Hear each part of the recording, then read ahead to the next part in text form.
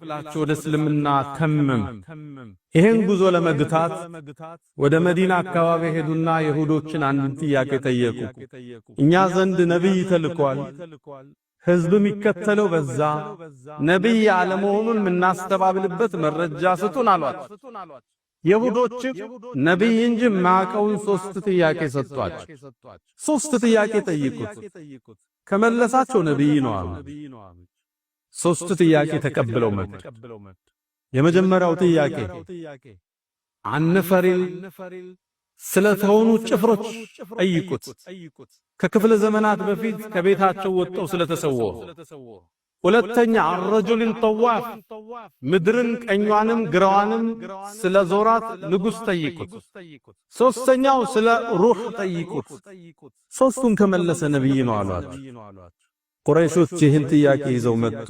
ነብዩ አለይሂ ሰላቱ ሰላም ዘንድ ተሰየሙ።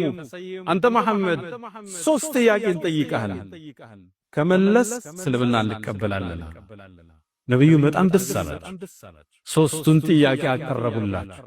ነብዩ አለይሂ ሰላቱ ሰላም አሚኑን አላ ወህይ ያልተነገራቸውን አያወሩ።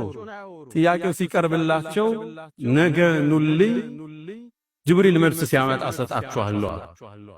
እዚች ላይ ለመስለም እንዲሰርቡ ስለጓጉ ኢንሻአላህ ሚል ቃል አልተጠቀመም።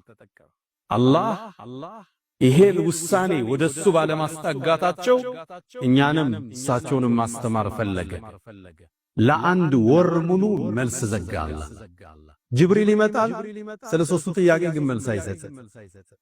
ቁረይሾች በጠዋት ይመጣሉ። ነገ ብለህን ነበር መልሶ ይታል። ቆይ ገና መልስ አልመጣልኝ። ቀናት ተቆጠሩ። መሐመድ ውሸታም ነው እያሉ ማስተጋባት ጀመሩ። ከወር በኋላ ጅብሪል መልስ ይዞ መጣ። ጅብሪል አላህ ወረድ ካላሉ አይወርድ። አንዳንዴ ሲቀርባቸው ነብዩ ይናፍቁት ነበር። አንዴ ሲመጣ ጠየቁት፣ ያ ጅብሪል ለምን ነው ቶልቶሎ ማትጎበኘን አሉት። አንድ መልስ ሰጣቸው፣ ወማ ነተነዘሉ ኢላ ቢአምሪ ረቢክ፣ የዓለማቱ ጌታ ካላዘዘን እኮ አንወርድም ያ መሐመድ አለ። ለአንድ ወር መርስ ከወር በኋላ መልስ መጣ።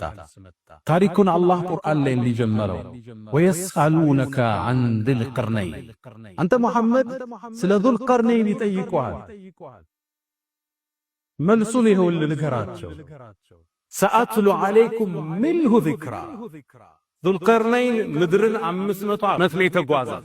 500 ዓመት ከማ ይቁል ኢብኑ አባስ ረዲየላሁ ዐንሁማ።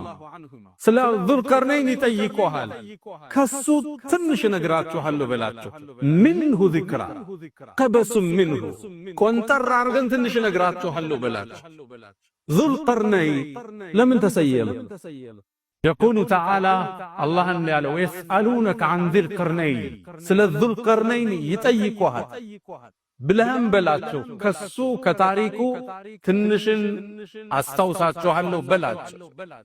ذو القرنين ይህን ስም ትሰሙታላችሁ። ምን ማለት ذو صاحب እንደማለት ነው። የሁለቱ ቀንዶች ባለቤት ምን ማለት ነው?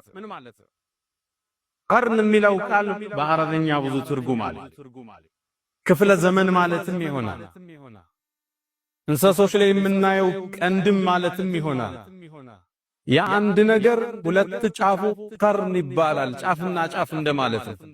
የሁለቱ ጫፎች ቀንዶች ጠርዞች ባለቤት ምን ማለት ነው ትርጉሙ? ለምን ይሄ መሪ በዚህ ስያሜ ተሰየመ? አንደኛው አሉ የሚለብሰው ዘውድ ላይ ሁለት ቀንድ የሚመስል ነገር አለው አሉ ሙፈሲሮች። ሁለተኛው አይ አይደለም፣ ሁለት ክፍለ ዘመናትን ስለኖረ ስለመራ ያንን ለመጥቀስ ነው አሉ።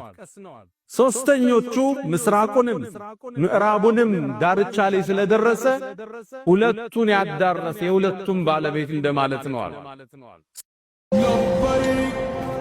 ነብዩ አለይሂ ሰላቱ